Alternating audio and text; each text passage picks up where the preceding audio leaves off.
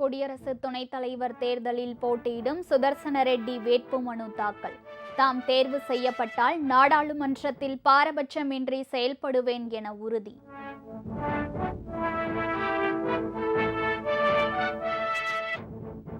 பதிவு பறிப்புக்கு ஆதரவான மத்திய அரசின் கருப்பு சட்டத்தை திமுக எதிர்க்கும். நூல் வெளியீட்டு விழாவில் பங்கேற்ற முதல்வர் மு.க. ஸ்டாலின் உறுதி.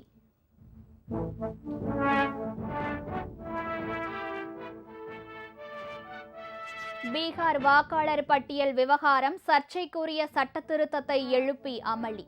நாடாளுமன்ற மக்களவை காலவரையின்றி ஒத்திவைப்பு.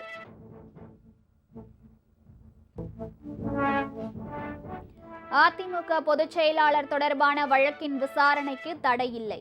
உயர்நீதிமன்ற உத்தரவால் எடப்பாடி பழனிசாமிக்கு பின்னடைவு.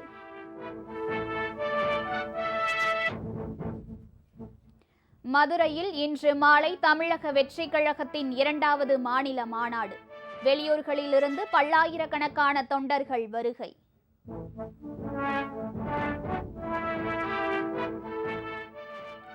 மூன்று லட்சம் பேர் பயன்பெறும் வகையில் நகர்ப்புறத்தில் உள்ள அரசு உதவி பெறும் தொடக்க பள்ளிகளுக்கும் காலை உணவு திட்டம் 26ஆம் தேதி துவக்கி வைக்கிறார் முதல்வர் ஸ்டாலின்.